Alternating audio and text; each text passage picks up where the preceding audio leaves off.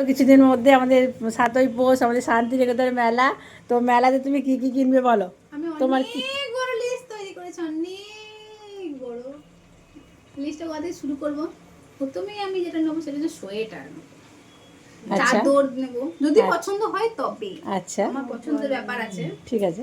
তারপরে বালা নেবো, পাথরের ওদিকে বালা। পিছনে কিন্তু রান্নাটা পুড়ে যায় না, দেখো আবার ওদিকে ঘুরে বলো।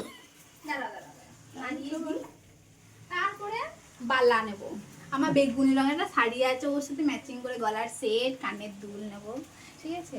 তারপরে হরেক মাল 10 টাকায় যাবো, হরেক মাল 10 টাকাতে অনেক কিছু কিনবো, নখ ঘষা এরকম এরকম বড় বড় ফাইলার গুলো হয়। তারপরে যে আমি সেলাইয়ের জন্য ছোট ছোট পিন পাওয়া যায়, ওগুলো 10 টাকা এত বড় বড় কমাতে হয়, ওগুলো আচ্ছা নেবো। ঠিক আছে। তারপরে ঘাটি এইদিকে মটন যদি পুড়ে যায়, জন্মদিনের স্পেশাল মটন, আবার না না এই মটন যদি পুড়ে যায় কেউ মুখে দেবে না। না না, মটন মটন মটন পুড়বে না, তার গ্যারেন্টি আমি দিচ্ছি, মটন পুড়বে না।